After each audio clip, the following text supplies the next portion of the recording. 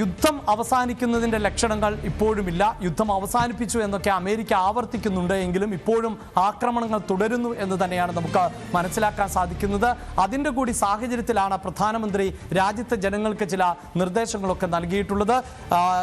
ഇപ്പോൾ ഇന്റർനാഷണൽ ഡെസ്കിൽ നിന്ന് അജയ് സുധാ ബിജുവാണ് ചേരുന്നത്.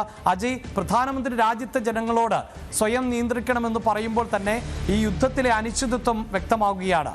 ആ വശം ആണ് ഇപ്പോൾ പ്രേക്ഷകരുമായി നമ്മൾ പങ്കുവെച്ചത്. എങ്കിൽ അന്താരാഷ്ട്ര തലത്തിൽ ഇപ്പോഴും കാര്യങ്ങൾ എങ്ങനെയാണ് മുന്നോട്ട് പോകുന്നത്?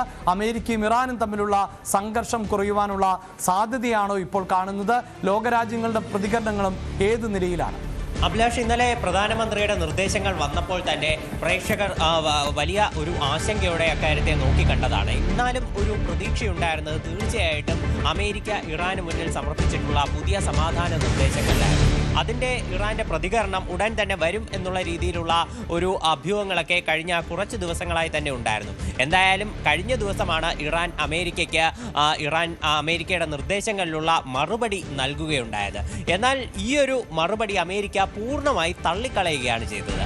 അതായത് ഇറാൻ തങ്ങളുടെ മറുപടിക്കൊപ്പം തന്നെ യുദ്ധം അവസാനിപ്പിക്കാനുള്ള ഇറാന്റെ ഭാഗത്തുള്ള ചില നിർദ്ദേശങ്ങൾ കൂടി മുന്നോട്ട് വെക്കുകയായിരുന്നു. എന്നാൽ ഇത് ഒരിക്കലും സ്വീകാര്യമല്ല എന്നാണ് ട്രംപ് തന്റെ ട്രൂ സോഷ്യൽ അക്കൗണ്ടിൽ പോസ്റ്റായി രേഖപ്പെടുത്തിയിട്ടുള്ളത്. ഇതിന് പിന്നാലെ ഇപ്പോൾ ടെഹ്റാന്റെ ഭാഗത്തു നിന്നുള്ള വിശദീകരണവും വന്നിട്ടുണ്ട്. അതായത് അമേരിക്ക ഇറാനോട് ആവശ്യപ്പെടുന്നത് പൂർണ്ണമായിട്ടും കീഴടങ്ങാനാണ്. എന്നാൽ തങ്ങൾ ഇത് ഒരിക്കലും അനുവദിച്ചു കൊടുക്കില്ല. കൃത്യമായിട്ടുള്ള മാനദണ്ഡങ്ങൾ തങ്ങൾക്ക് മുന്നിലുണ്ട്.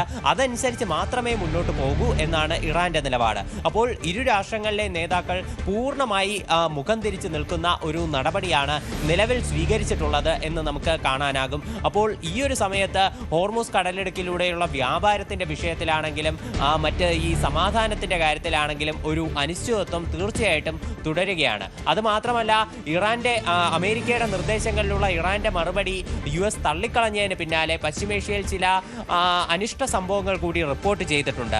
അതായത് കഴിഞ്ഞ ദിവസം UAE-യിലും അതുപോലെ തന്നെ കുവൈറ്റിലും ആകാശത്ത് ചില ഡ്രോണുകൾ ഇന്റർസെപ്റ്റ് ചെയ്തതായിട്ട് അതാത് രാജ്യങ്ങളിലുള്ള പ്രതിരോധ മന്ത്രാലയം അറിയിച്ചിട്ടുണ്ട്. എന്നാൽ ഇത്തരത്തിൽ ഒരു ഡ്രോണുകൾ ഉതിർക്കാൻ മാത്രം എന്ത് പ്രകോപനമാണ് ഉണ്ടായതെന്ന് ഇറാൻ ഇതുവരെയും വിശദീകരിച്ചിട്ടില്ല. അതുപോലെ ഖത്തറിന്റെ സമുദ്രാതിർത്തിയിൽ ഒരു കാർഗോ ഷിപ്പ് ആക്രമിക്കപ്പെട്ടതായിട്ട് അവരും നിലവിൽ സ്ഥിരീകരിക്കുന്ന ഒരു പശ്ചാത്തലമുണ്ട്. നമുക്കറിയാം, നിലവിൽ ഈ ഇറാന്റെ മറുപടി US തള്ളിക്കളഞ്ഞതിന് ദിവസങ്ങൾക്ക് മുൻപ് പശ്ചിമേഷ്യയിൽ ചില ആക്രമണങ്ങൾ നടന്നിരുന്നു. അതായത് ഹോർമുസ് കടലിടുക്ക് കേന്ദ്രീകരിച്ചാണ് ഇത്തരം ആക്രമണങ്ങൾ നടന്നത്. US-ന്റെ 3 യുദ്ധക്കപ്പലുകൾ ഇറാൻ വെടിവെക്കുന്നു. തിരിച്ച് ഇറാന്റെ 2 ടാങ്കറുകൾ US ആക്രമിക്കുന്നു. അതുപോലെ ഇറാന്റെ സൈനിക താവളങ്ങളിലേക്കും വെടിവെപ്പ് ഉൾപ്പെടെ നടക്കുന്ന ഒരു പശ്ചാത്തലമുണ്ടായിരുന്നു. പക്ഷേ അത്തരത്തിലുള്ള അനിഷ്ട സംഭവങ്ങളെല്ലാം നടന്നിട്ടും എല്ലാവരും പ്രതീക്ഷയോടെ നോക്കിക്കണ്ടിരുന്നത് തീർച്ചയായിട്ടും അമേരിക്കയുടെ ഒരു മറുപടിയാണ്. ഇറാൻ നൽകുന്ന മറുപടിയിൽ അമേരിക്കയുടെ പ്രതികരണമാണ്. പക്ഷേ ഇപ്പോൾ അതും നെഗറ്റീവാണ് എന്നാണ് നമുക്ക് അറിയാൻ സാധിക്കുന്നത്. അതുമാത്രമല്ല, ഇറാൻ ഇപ്പോൾ US-ന് മുന്നിൽ സമർപ്പിച്ചിട്ടുള്ള ഇറാന്റെ സമാധാന നിർദ്ദേശങ്ങളുടെ ചില വിവരങ്ങൾ കൂടി പുറത്തു വന്നിട്ടുണ്ട്.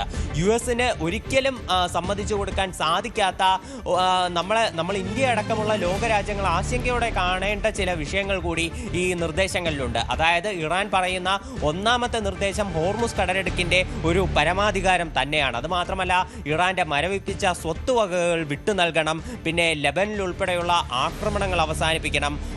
അതുപോലെ US ഇനി മുന്നോട്ടും ഒരിക്കലും ഇറാനെ ആക്രമിക്കാൻ പാടില്ല എന്നുള്ള വിഷയങ്ങളൊക്കെയാണ് ഈ നിർദ്ദേശങ്ങളിലുള്ളത്. മാത്രമല്ല, ഇറാനിലെ ആണവ വിഷയത്തെ സംബന്ധിച്ചുള്ള കാര്യം, ഇതിനെ സംബന്ധിച്ച് ഇറാൻ സമർപ്പിച്ചിട്ടുള്ള നിർദ്ദേശങ്ങളിൽ ഒരു പരാമർശവുമില്ല എന്നതും ശ്രദ്ധേയമായിട്ടുള്ള ഒരു കാര്യമാണ്. ഇതിൽ ഹോർമുസ് കടലിടുക്കിന്റെ പരമാധികാരം അത് എല്ലാവരെയും സംബന്ധിച്ച് ഒരു ആശങ്കയുണ്ടാക്കുന്ന കാര്യമാണ്. ഈ പശ്ചിമേഷ്യൻ സംഘർഷം ആരംഭിക്കുന്നതിന് മുൻപ് വരെ ഹോർമുസ് കടലിടുക്ക് ഒരു സ്വതന്ത്ര അന്താരാഷ്ട്ര പാതയായിരുന്നു. പക്ഷേ ഇപ്പോൾ ആ മേഖലയിൽ തങ്ങളുടെ ഒരു പരമാധികാരം അത് ഉറപ്പു നൽകണമെന്നാണ് ഇറാൻ തുടർച്ചയായി ആവശ്യപ്പെട്ടുകൊണ്ടിരിക്കുന്നത്.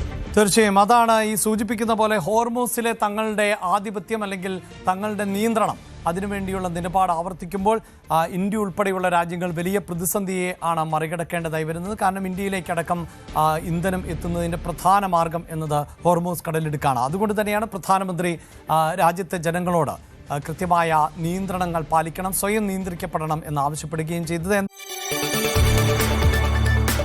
കൂടുതൽ വാർത്തകൾക്ക് News 18 Keralam YouTube channel subscribe ചെയ്യുക.